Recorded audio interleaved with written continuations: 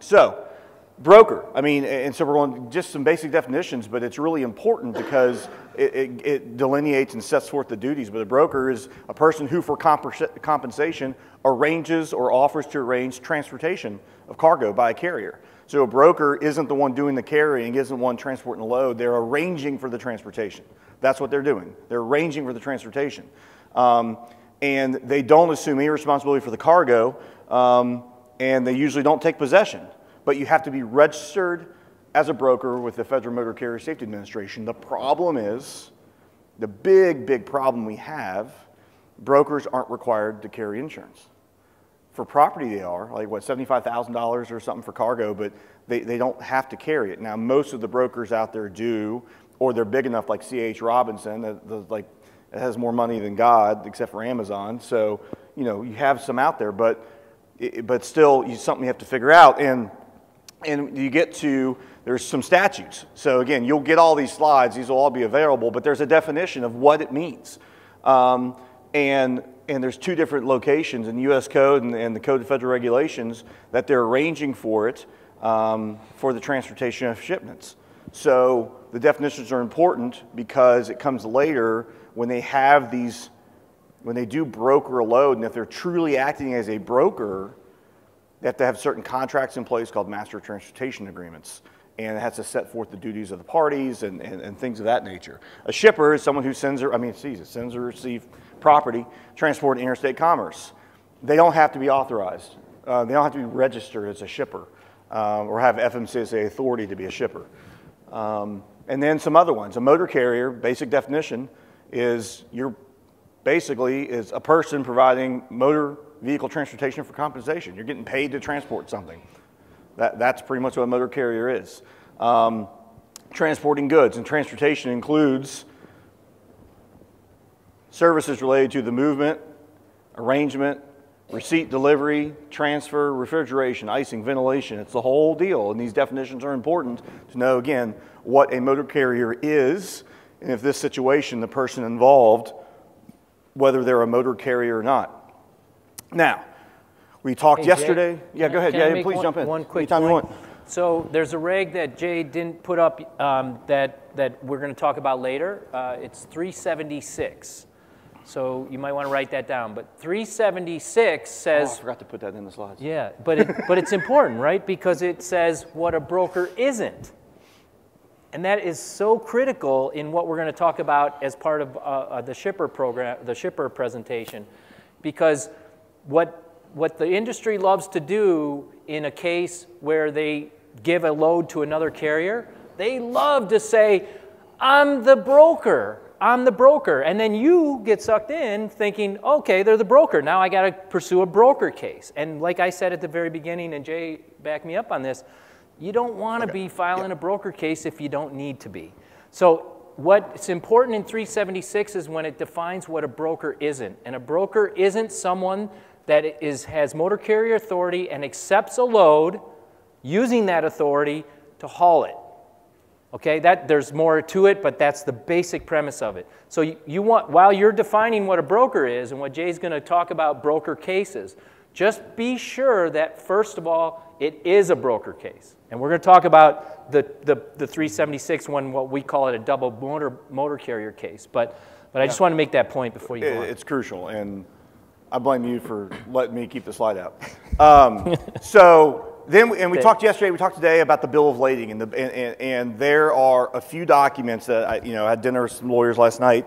Eddie and Tim were there and had cigars with some people earlier that day, and talking about I've talked to a lot of lawyers at this conference, and oh man, I got this 15-page spoliation letter. I sent this big letter out, and great, but pre-suit, especially in the bad cases, with the bad crashes, big injuries, usually defense lawyers, get hired pretty quickly. Usually they're on the scene helping coordinate the investigation with the police while our client's dead or in a helicopter going to the hospital.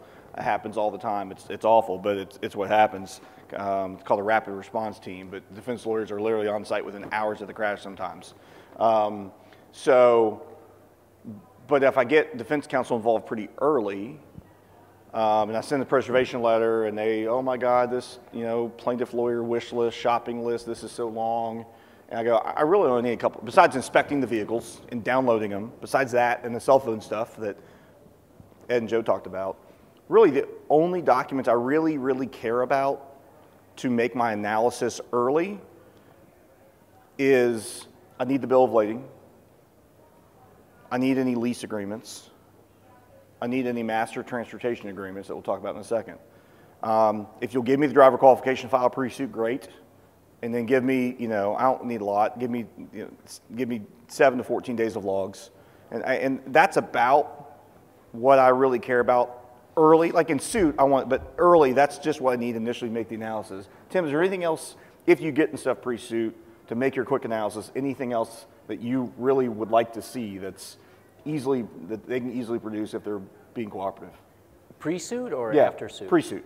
Pre-suit, it's really hard. Yeah. But is there any documents that you want to see, like to make your analysis? Yeah, I want to see all the load confirmation sheets. And load confirmation sheets. The invoices of payment of the load. Yep. And a lot of times in those two documents alone, you're going to see the identity of whether it's a broker or a carrier. And those will tell you whether you're looking at a broker case or you're not being fooled because you determined what a broker isn't from 376. So those are the documents. Yeah. The problem is they're really hard to get especially without a subpoena sometimes. Right. Any other ones you want to see pre-suit? Sign-in sheet. Picking up load. Yeah. So, go ahead. I'm still trying to wrap my head around this concept, and I'm wondering, why are you trying to pursue the broker case in the first place and not go against the company directly? Are you looking for more insurance? This whole thing's a scenario where we know the truck company only has $1 million in coverage, and we have a case that's far in excess of $1 million, and we need to get more. We need to find more coverage. That's really what it comes down to. And you may have come in the room late, but if it's a case that's worth $250,000 or $500,000, there's $1 million coverage, I don't even care about any of this because I'm not going to waste my time and waste my money because these are expensive cases to do that when I got enough coverage. Or flip side is you got a $5 million case and the carrier's got $10 million in coverage. Yeah. You don't go down this road. Yeah, exactly. Yeah, on those two. But great question. But it's a true reality of it. Of hey, I have a case now where the motor carrier has $30 million in coverage. My case isn't worth anywhere near. It's worth 7 figures, but it's not worth anywhere near 30. So I don't care about any of those other stuff. Yeah.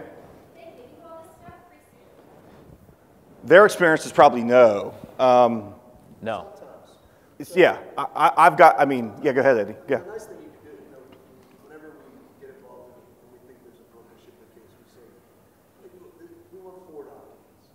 And in Pennsylvania, one of the nice things we have is we can file a writ for pre-complaint discovery. And so we could file a writ for pre-complaint discovery, and I'd say, look, we're not overreaching here. I want the bill of lading. I want the master transportation agreement. I want the load confirmation tender. And that's really it at that point. And so I'll ask for just kind of broadly ask for any other shipping documents that attach to the load. You're also, you won't get this usually pre-suit, but you want the controlling agreement, which is the carrier broker agreement. Or the shipper broker agreement, or the shipper carrier agreement, or the carrier broker agreement. They kind of flip back and forth, but those agreements, Pete Kestner, our good friend, talks a lot about the 4 essential agreements, and it's shipper broker agreement, carrier broker agreement, broker carrier agreement. Those are really hard to get pre-suit because if you imagine how hard it is to get documents in discovery, can you imagine how hard it is to get it outside, right? It's just impossible. But what I like to do, just real quick on pre-suit documents it's not pre-suit, but I file and then I send a subpoena to everybody on that bill of lading, and I ask for all these documents. Mm-hmm. And that's kind of how I approach and that's a great way to do it. 1 second, I'll get your question. I've had success, and I may be a purple unicorn. I've had a lot of success getting this stuff pre-suit, but most of the defense lawyers that I've dealt with in Kentucky I have pretty good track record with and pretty good history with, and I just literally had it happen 2 weeks ago on that case, that new case, that Mississippi case, where I got in touch with the defense lawyer and said, your client only has $1 million. My client already has $1 million in medical bills. So the truck only has $1 million.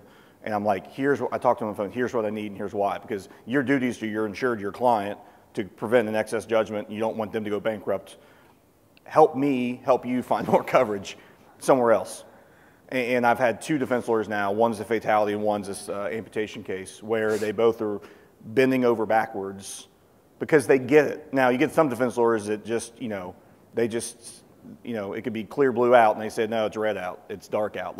And you just have to file. So most of the time you're going to have to file. But I always try a little bit pre-suit because if I know pre-suit, it may change how I plead the complaint or who I do discovery with initially to maybe build some stuff before I bring the broker shipper in. But again, the key is the documents, the bill of lading, because the bill of lading will identify who's involved in the transportation cycle. And it's a requirement to have a bill of lading. Sometimes they may title it something different, but the bill of lading will set forth who the parties are for this particular trip and this particular load. If there's a shipper, if there's a broker, if there's a carrier, and if there's a broker, they have to be listed as broker. If there's a carrier, it has to be listed as carrier. The carrier is someone who has legally accepted responsibility for that load, for that trip, for the transport of those goods.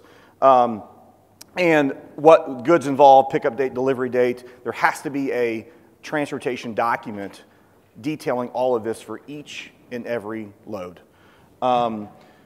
And then written agreements are required. And it started with MAP 21, 49 U.S.C. 13901C, that you must specify whether the party providing transportation or services is doing so under its broker authority or under its carrier authority. If they're doing it as a broker, all they're doing is arranging for the transportation of goods through an authorized carrier.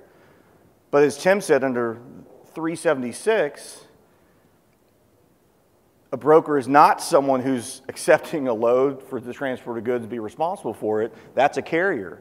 But what you find and what this talk is about is a lot of the times that people accept it as a carrier, but then they turn around, act as a broker, and broker it to someone else, and then there's a crash. And the case I just told you about, that's what's happened. And that's a big no-no. And Tim's going to give an example of a case he had, and we're going to show you actual documents and the roadmap of what he went through to how you determine this and how you then set them up to put them on the hook to be responsible for what actually happened. And then there's contracts. So again, there's either a master transportation agreement, a broker-carrier agreement, a carrier-broker agreement, a carrier-shipper agreement, a shipper-broker agreement. So, you just got to find out what all the agreements are, and you got to just say, here's what I need. Do any of these exist? And again, you can also subpoena them from the parties. Yeah, Ed, go ahead. I just want to add in one thing. This area of the law has developed pretty significantly over the course of the last, I know my voice is really, pretty significantly over the course of the last couple of years. Due in large part to guys like Tim and Jay. I have a whole, bunch of these cases as well. If you do not look, if you have a case that's catastrophic and you take the $1 million, at this point, it's malpractice if you do not look at these other avenues for recovery for your client. So just don't, take the $1 million and move on. You really got to go down these roads and look for these other avenues because they're there. I mean, they're viable theories, they're good theories, and we've been successful on them. And even if you take the $1 million and you get creative with the release and say you're not releasing other parties, under this theory, that motor carrier who wasn't the original motor carrier is an agent of the true motor carrier. Now, if release of the agent is release of the master. So you just can't. You cannot ever settle with the motor carrier and go against the other people because you're releasing out your entire case. Now, I forgot your question. I apologize.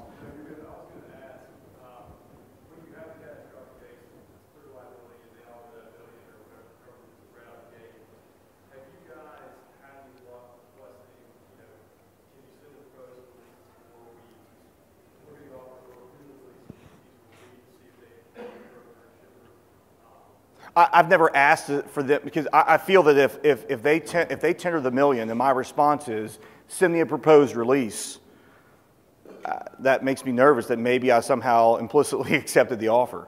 So I don't even want to see a proposed release. And again, could they list other entities in that release that maybe I didn't know about? Yeah, but I think I'll ultimately learn it. So I don't even want to go down that road to even jeopardize that somehow verbally or in writing that means that I've accepted it pending terms of release. That's how I would take that. I would be very nervous. I think you had a question.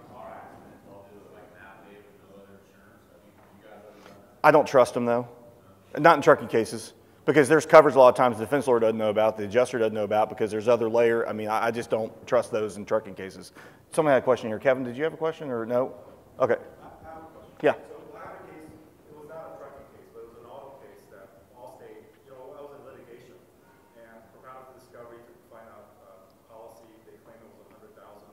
When we settled, it was a tibia fracture, so the case was like probably not even worth 100. It was like 10 grand in that. He made a pretty good recovery. But the point of the story is that at the end of the settlement, right toward the end of the settlement, they suddenly disclosed to me that they had $1 million policy, like umbrella. Yeah. So what is it that you guys do to check? Do you almost basically have to file and check to make sure that Yeah. you're not lying to you? So what I do is I subpoena the underwriting file from the insurance carrier, and I subpoena the underwriting file from the insurance agent broker listed on the deck page. That's what I do. Yeah, I have to file on that.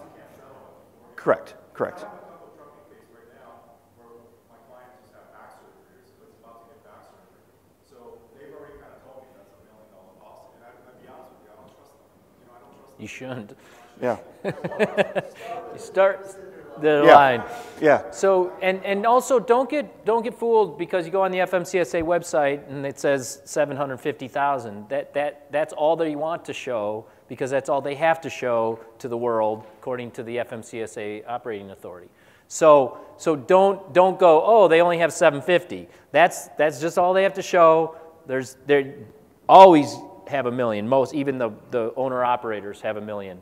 And then you start digging and digging, Yep. like we're all talking Yep. about here, and dig because I mean I'm not going to share a bunch of war stories, but there are enough war stories of hiding insurance out there to know you got to dig. Yeah, 100%. So getting through some of this so we can get to Tim's slides on his case, rate confirmation sheet, load confirmation agreement, all those types of things we want to get. Again, mostly in litigation with discovery. The motor carrier file, if there's a broker involved, their selection procedures, how they select a motor carrier, and that's really crucial in these cases, or the shipper selection criteria. Either the shipper criteria for how they select a broker, or the shipper criteria for how they select a carrier, or both if both are involved. I mean, so again, you can have multiple theories and multiple parties on that. And then the theories of liability, and then we'll get to the case example. The first is negligent selection of an independent contractor. It's restatement of torts 411, and most states have adopted that, so just check Westlaw, Lexis, whatever people use now. But, again, the failure to exercise reasonable care to employ a competent and careful contractor. And there's things that you'll see that will cover that what's in the public view, available to the public, that a broker can access and see, that a shipper can access and see, that a normal, reasonable person not on crack would have never hired this motor carrier. I mean, that's like you can see blatant stuff going, what the hell were you thinking? On paper, what's available in the public, no one in their right mind would ever hire this company but for profit, to save a buck, to hire the lowest, cheapest bidder because you want to make the biggest profit on this whole trip. That's what you find, and that's what happens. And there's so many resources out there now for brokers to sign up for to be able to vet motor carriers. There's a newest one that came out. The woman that started it was an insurance defense lawyer, a trucking defense lawyer, and she started this program and has her own carrier broker vetting software that rates carriers. And it's pretty freaking high tech, and it's pretty sophisticated. And if brokers aren't using this, I mean, it's going to make our cases better. Agency control, is when, when the drivers are operating under the dispatch direction control of a broker shipper.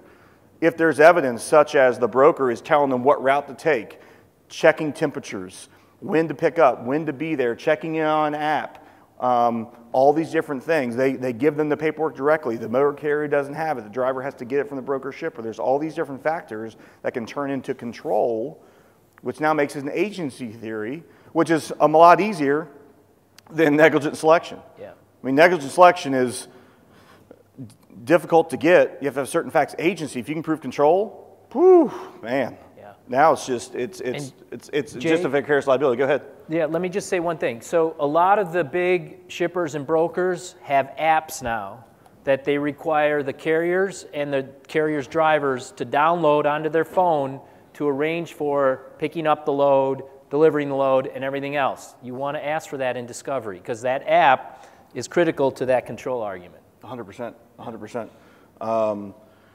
Joint venture, joint enterprise. I've never really had to allege these and litigate these. I know they're freaking hard as hell. That's my answer. Well, let me. I'll let you cover it. 'Cause have. I've just never pled this stuff because it's just, you know, it's hard. So, look, do you mind if I weigh in? No, that's why I said Because go. I did. I took these two counts against Schneider National Carriers, which is one of the largest carriers in the country, and we were losing the negligent selection claim against them. We were losing the double motor carrier case against them. We lost the control because the judge threw it out, even though they had an app, by the way. It was a horrible ruling, and this is what we were left with. Now, the only thing that's different between these two is sharing in profits. Otherwise, they're exactly the same. So if they say, oh, we don't share in the profits, well, then good. Now we get your joint enterprise. Thank you very much. Okay? And the joint enterprise is actually easier to prove because all you have to show in the joint enterprise is that Ed and I started this where Ed's going to give me a chassis and I'm going to drive a tractor. And guess what? We're going to make money together, aren't we, Ed? Yep, that's a joint enterprise. Boom. So that's almost in every trucking case. So don't go to sleep on joint enterprise or joint venture. These are strong causes of action. Now, they'll get challenged, but throw them in your complaint and pursue them along with your other causes of actions. They're sleepers. Awesome, thank you, thank you. And then we have, you know, transportation cycle. So this is a slide that Tim has in the context of a shipper case, where it's negligent selection of a shipper, where the shipper hires the trucking company, you know, and they're just going around, and this happens. And sometimes if there's a broker there, you can have a shipper, and between the shipper and trucking company will be a broker, and then the broker then finds or assigns the load to the carrier. And was it truly a broker operating under the broker authority, or was it a hidden motor carrier where they accepted the load as a carrier and then later brokered it? And that's one of the slides we're going to talk about too. Hey, Jay, yeah. Could you go back to the slide? Okay, no, back. Yeah, okay, so the purpose of this slide is for the jury. The purpose of this slide is to show that trucking company didn't just get on the road randomly to haul the load. They were put on the road by the shipper.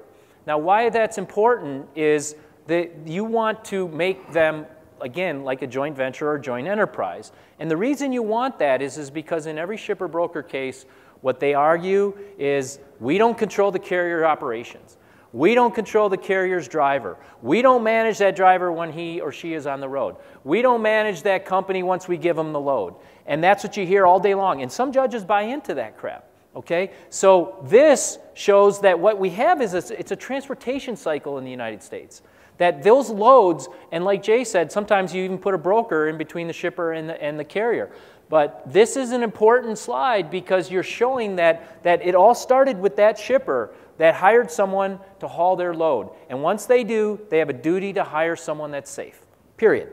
And once you start with that, now you get out of this whole, well, we don't control the carrier. Yes, they're horrible, but not our problem. Their horribleness is their problem. No, it isn't, because guess what? You put them on the road.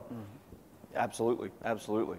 So it's a good word, a Scrabble word. I won that one day. So this, you can take over. This goes to your thanks, slides Jay. in your case. Absolutely, hit down to advance. Okay. I'm going to sit and learn. Down, wait, down. Up. Okay, all right. Huh? Whenever Dan uploads them for everyone. Yeah. After the conference, yeah. We'll have to send them the PowerPoint. Yeah. So these slides are from an opening statement we did in a shipper case. It ended up settling, but this was born out of a lot of focus groups, because the focus groups were doing exactly what shippers love to do, which is they were blaming the carrier and they were blaming the bad driver. How would the shipper know that this driver was going to get in this horrible crash on this random night or day in this random date, right?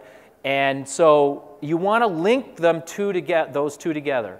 And in linking them together, don't forget, I personally would not argue that it's all the shipper, because that's not really the truth. It's a 50-50 deal. And if you approach it from a 50-50 deal, you're much less likely to have some jury say, oh, it's the carrier, they're horrible, this shipper really didn't know about it, they shouldn't know about it, it's not their problem. These are kind of like, again, they're in cahoots, as we'll call it. So it's Wisconsin term, Eddie. We're in cahoots together with each other. So keep that in mind. And so this is, again, a slide, I call it the domino effect, that, you know, if you have all the dominoes up, they don't start falling in the middle, right? No, they start falling at the beginning when you hit them. And that's the shipper putting this unsafe carrier on the roadway, and then that shipper hits someone. Now, that didn't happen randomly. That started because the shipper put an unsafe carrier on the road. And the key in these cases is, how the hell do you prove that they're an unsafe carrier? And that's what these shipper-broker cases come down to. All right? So before we get there, so how do you prove it? Do we want to talk about that? Yeah. A little bit? Yeah, let's do it. Let's do it. All right, because I want you guys weigh in. You guys got great information on this. So to me, words matter in these cases especially. So we've gotten really comfortable calling these negligent hiring cases. And I would like you to back off of that. I would like you to call them negligent selection cases. And that's what the actual case law that you research on these cases are about. Hiring kind of implies that I'm employing you, and that's not what's happening. They're selecting these people, these companies, to haul their loads for them. And in selecting them, for instance, like you, Jose, do you have people come to your house to do work on your home? Okay. And when you do that, do you just randomly go in the phone book and go, oh, I'm just going to hire, what do you do? Okay. So you want to get a referral. You want to know that they do good work, right? And you want to check all the viable sites to make sure that they're doing good work before you hire them, right? Okay. Well, that's the same in a trucking case, in a shipper case, is that you should expect, you as the jury should expect that these guys are going to go and hire someone safe. And what they're going to say is, in every case, I promise you, they have operating authority. That's all that matters. That's all the FMCSA requires, is that they have a satisfactory rating. End of story. Well, that's not true, is it? No, it's not. And just in general terms, to communicate with the jury about this stuff, it's no different than what we do every day. We're here in Vegas, right? And for those of us who don't live in Vegas, we're here like, well, let's go to dinner. And we look at Yelp and go, let's find a restaurant. And this one's got 5 stars and 4 stars. This one's got 2 stars. And you read the reviews. And you're like, I got sick eating there last week. The staff was rude to me. They overcharged my credit card. Well, if you choose to go there, you know, you chose the wrong place. And you had data to look at. You had reviews to look at. I mean, carriers or brokers and shippers should be getting information that's out there available and make a reasoned decision on what they're doing. Yeah. So what Tim is saying about the negligent selection, super critical. Super critical. Here you go. Stop calling them negligent hiring, because if you put negligent hiring in your complaint, you're likely to get a deck action and they're going to exclude coverage. You got to plead these cases into coverage. Negligent selection is in their coverage, because a lot of times the shipper and brokers, the negligent selection claims are covered by the GL policies, not the non-owned commercial auto policies. Super critical.